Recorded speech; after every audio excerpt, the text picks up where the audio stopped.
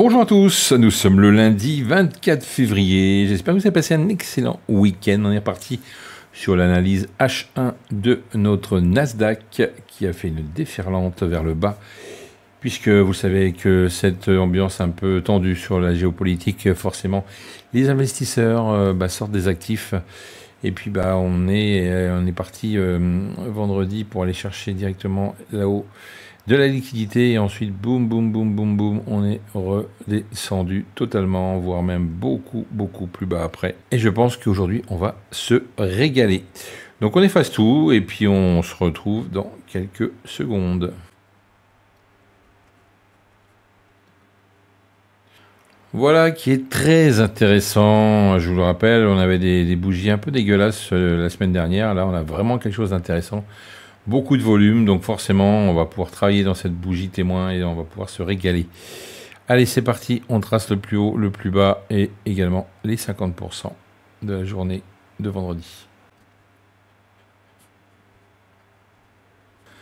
Voilà qui est fait. C'est parti pour nos zones. Voilà, ce qui nous donne quand même des belles perspectives de hausse à un moment donné pour rattraper un petit peu tout ça, et surtout les 50% qu'on attend avec impatience. 21 950, un niveau très intéressant pour nous aujourd'hui. Zone de liquidité, écoutez, on va regarder ce qu'on peut trouver d'intéressant. Celle-ci me paraît plutôt pas mal. Voilà, si on revient dessus, évidemment, voilà.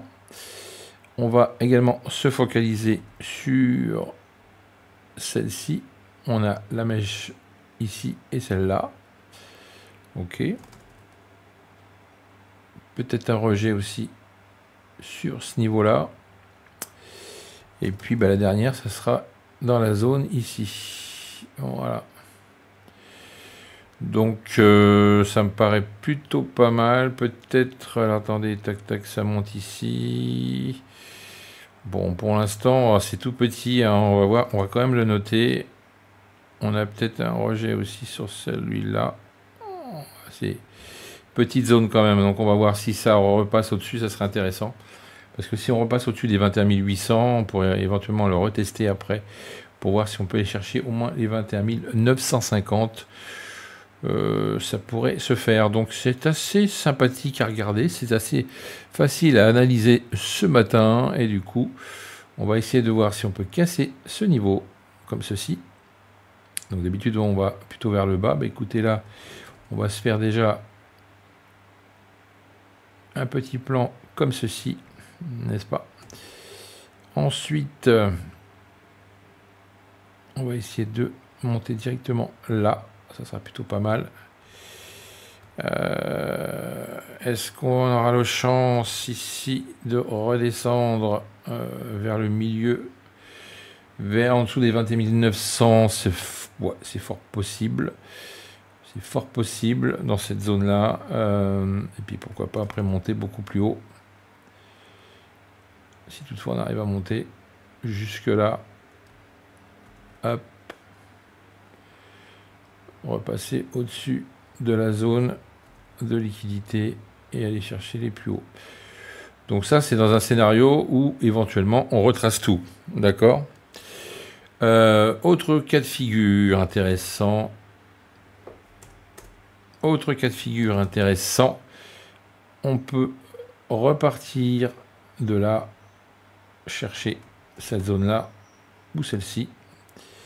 Et puis, pareil, on repartirait de plus belle, voilà, pour aller chercher